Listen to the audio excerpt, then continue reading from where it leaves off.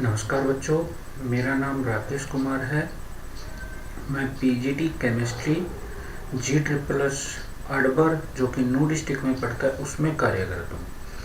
आज हम बच्चों पढ़ेंगे 9th क्लास का साइंस का 3rd चैप्टर जिसका नाम है एटम एंड मॉलिक्यूल्स मीन्स परमाणु और अणु।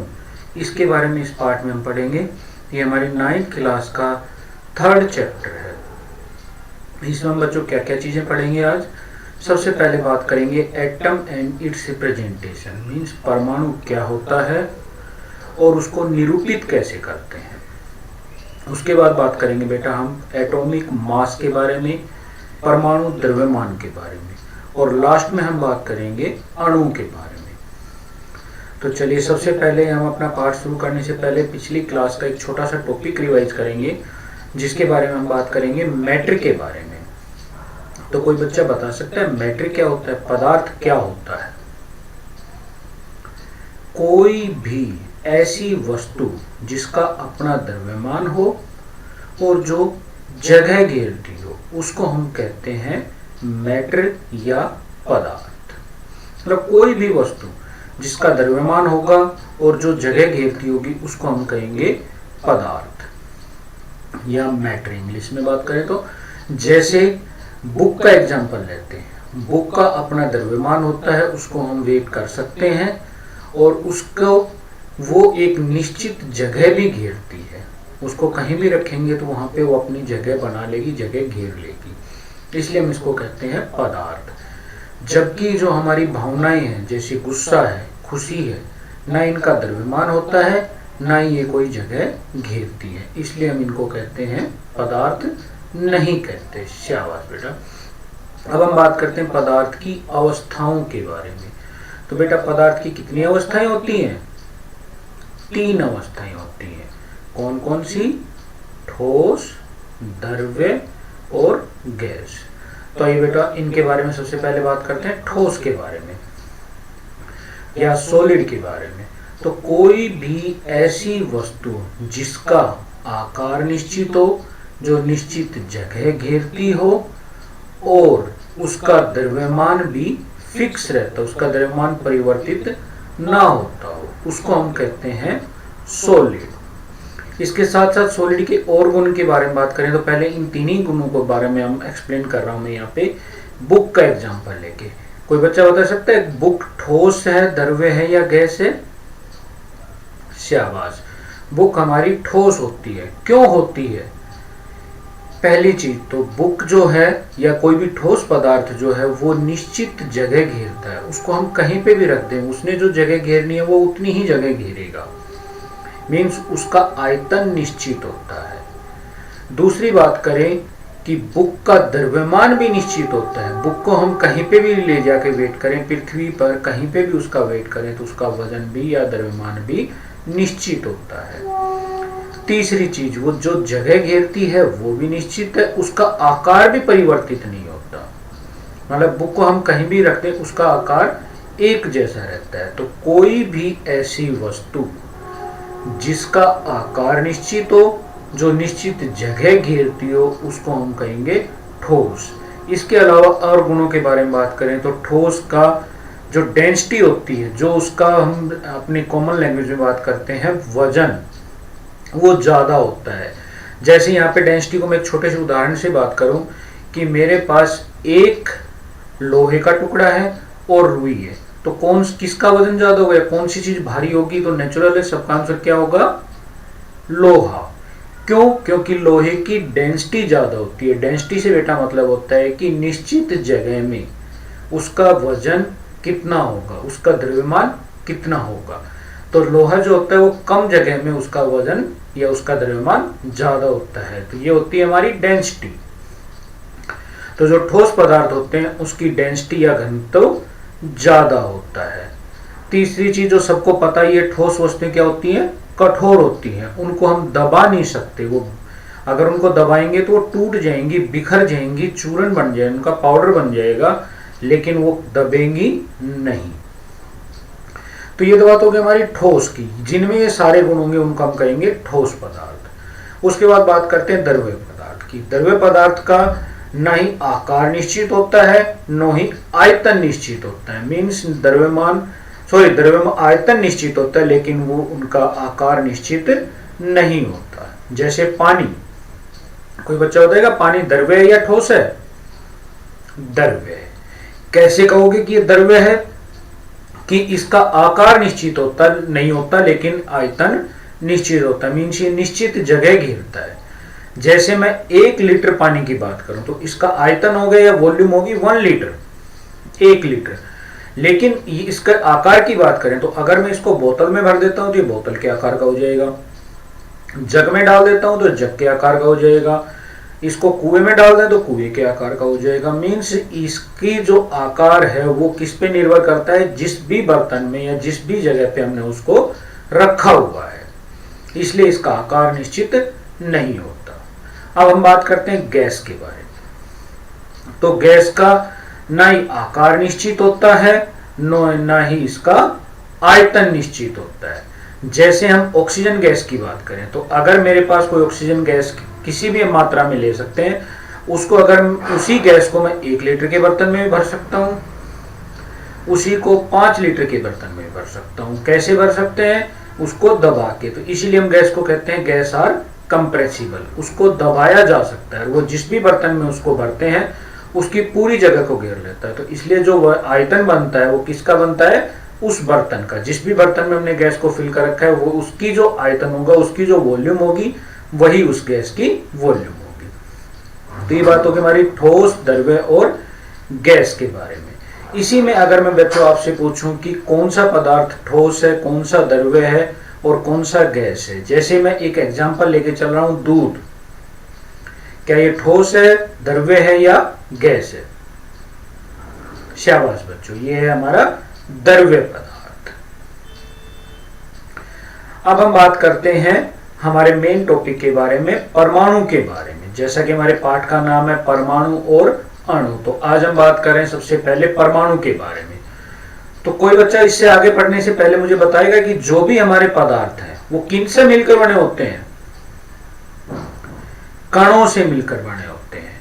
तो हर पदार्थ, कोई भी पदार्थ वो छोटे छोटे कणों से मिलकर बना होता है। तो अगर हम किसी भी पदार्थ को, जैसे हम एक फ्रूट का एग्जांपल लेके चले, सेब का, एक फल का एग्जांपल लिया हमने सेब का। सेब को अगर मैं छोटे छोटे टुकड़ों में काटूं तो एक स्टेज ऐसी आती है या एक कण उसका ऐसा मिलता है जिसको हम और आगे अधिक विभाजित नहीं कर सकते। इसी कण को वैज्ञानिकों के नाम दिया था परमाणु। इसके बारे में सबसे पहले हमारे भारतीय वैज्ञानिक थे महर्षि कनंद, उसके बाद ग्रीक वैज्ञानिक थे हमारे डेमोक्रिटस, और तीसरे वैज्ञानिक थे हमारे जॉन डाल्टन। इन्होंने बताया था कि कोई भी पदार्थ हो, चाहे वो ठोस है, चाहे द्रव्य या गैस है, मीन्स पदार्थ की कोई भी अवस्था हो, वो छोटे छोटे कणों से मिलकर बना होता है। उन कणों को क्या कहते हैं हम? परमाणु। पदार्थ का वह कण जिसको और अधिक विभाजित नहीं कर सकते उसको हम कहते हैं परमाणु। तो यहां से इन्होंने एटम की या परमाणु की जो परिभाषा दी कि कोई भी केमिकल हो जो एग्जिस्ट करता है, जो उपस्थित होता है, वो छोटे छोटे कणों से मिलकर बना होता है, और उस पदार्थ के उस सबसे छोटे कण को जो और आगे विभाजित नहीं कर सकते उसको हम कहते हैं परमाणु।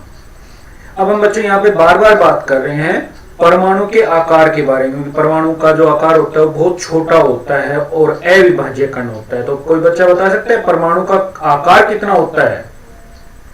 तो इसके बारे में बात करेंगे, परमाणु के आकार के बारे में। तो परमाणु का आकार कितना होता है? परमाणु का आकार बहुत ज्यादा छोटा होता है। इसको हम नगण्य आंखों से, मीन्स बिना किसी माइक्रोस्कोप की मदद के हम इसको नहीं देख सकते। इसको हम नैनोमीटर में नापते हैं। बेटा सबको पता होगा कि जो भी हम पदार्थ है उसकी मोटाई, लंबाई, चौड़ाई हम मीटर या सेंटीमीटर में नापते हैं। इकाई हम लेते हैं मीटर या सेंटीमीटर। यहाँ पे हम परमाणु को नापने के लिए इकाई ले रहे हैं नैनोमीटर, और 1 नैनोमीटर में 1/10⁹ मीटर होते हैं। मीन्स 1 मीटर का 10⁹ भाग जो होगा वो 1 नैनोमीटर के बराबर होता है। तो परमाणु का आकार नैनोमीटर में नापते हैं, मीन्स आप इमेजिन कर सकते हो, आप सोच सकते हो कि परमाणु का आकार कितना ज्यादा छोटा होता है। जैसे यहाँ पे हमने एग्जांपल लिया हुआ है हाइड्रोजन परमाणु का। हाइड्रोजन परमाणु का आकार होता है 0.1 नैनोमीटर, मीन्स मीटर से 10 की शक्ति 9वां भाग होता है हमारा नैनोमीटर, उसका भी 10वां भाग।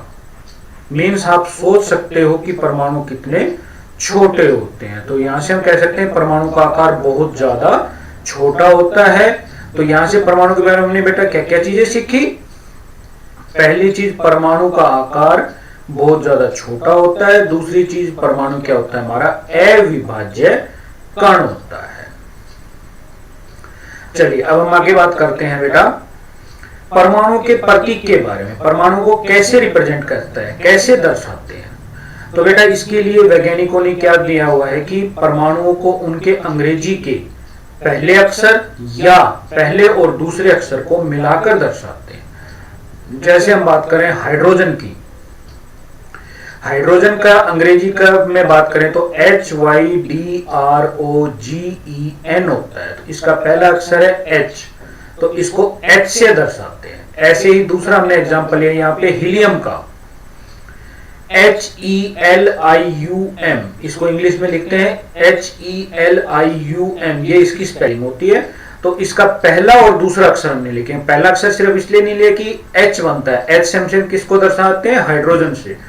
तो हाइड्रोजन से इसको अलग करने के लिए हमने इसके पहले और दूसरे अक्षर की बात की, H और E की। तो हीलियम को किससे दर्शाते हैं, H और E से। ऐसे ही और हमने एग्जांपल लिया ऑक्सीजन, इसको किससे दर्शाते हैं बेटा, O से। ऐसे हम बात करें कार्बन, कार्बन को किससे दर्शाते हैं, शाबाश बेटा, C से।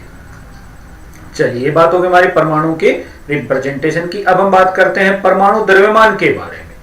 तो कोई बच्चा बता सकता है द्रव्यमान या किसी भी वस्तु का हम द्रव्यमान कैसे निकालते हैं। जैसे मान लो मैं कहूं मेरे पास कुछ सब्जियां रखी हुई हैं, इनका वजन कितना है, कैसे करोगे, तराजू की मदद से।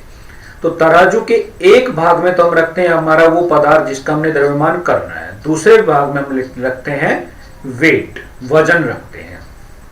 जैसे हम पदार्थों को किसी इकाई में नापते हैं किलोग्राम में, तो उसकी अगर हम परिभाषा की बात करें, कोई पदार्थ कितने किलोग्राम है, तो उसका मतलब क्या होता है कि वो किलोग्राम से या 1 किलोग्राम के वजन से कितना भारी या कितना हल्का है, मतलब 1 किलोग्राम से कितने गुना भारी है, उसको हम कहते हैं उसका वजन। ऐसे ही परमाणु का द्रव्यमान हम नापते हैं। तो परमाणु का द्रव्यमान नापते हैं हम, इसमें सापेक्ष हमने बनाए हुए हैं कार्बन 12। कार्बन 12 के एक परमाणु से हमारा जो परमाणु है वो कितना भारी या कितना हल्का है, उससे नापते हैं हम। इसका दूसरा हमने रिप्रेजेंटेशन या दूसरा स्टैंडर्ड बनाया हुआ है हाइड्रोजन, कि कोई परमाणु हाइड्रोजन से कितना भारी या कितना हल्का है। मीन्स हम किसी भी पदार्थ को किसी दूसरे पदार्थ के सापेक्ष उसका द्रव्यमान लेके चलते हैं। तो परमाणु के द्रव्यमान की अगर हम परिभाषा की बात करें तो नाम में ही है, अलग से कुछ नहीं है, कि एक परमाणु का वजन या एक परमाणु का जो द्रव्यमान है उसको हम कहते हैं उसका एटॉमिक मास या परमाणु द्रव्यमान। इसकी इकाई लेते हैं बेटा हम U से डिनोट करते हैं, और इसको हम दूसरा किससे कहते हैं, एटॉमिक मास यूनिट, AMU भी लिख देते हैं या खाली U भी लिख देते हैं इसमें। तो ये बात होगी हमारी परमाणु द्रव्यमान के बारे में। तो बेटा आज हम यहीं पे क्लोज करेंगे। तो उससे पहले, क्लास को खत्म करने से पहले हम बात करते हैं बेटा आज हमने क्या क्या चीजें सीखी। सबसे पहले हमने परमाणु के बारे में पढ़ा था। तो परमाणु के बारे में हमने क्या क्या चीजें पढ़ी है। सबसे पहले परमाणु का आकार बहुत ज्यादा छोटा होता है। दूसरी चीज, परमाणु अविभाज्य कण होता है। फिर हमने बात की परमाणु को निरूपित कैसे करते हैं, उसको दर्शाते कैसे हैं। तो उसको अंग्रेजी के पहले या पहले और दूसरे दोनों शब्दों को मिलाकर दर्शाते हैं। फिर हमने बात की परमाणु द्रव्यमान के बारे में, कि एक परमाणु का जो द्रव्यमान होता है उसको हम कहते हैं उस परमाणु का द्रव्यमान। तो बेटा आज हम यहीं तक करेंगे। इसके आगे की क्लास बेटा हम बात करेंगे नेक्स्ट क्लास में अणु और उसके बारे में।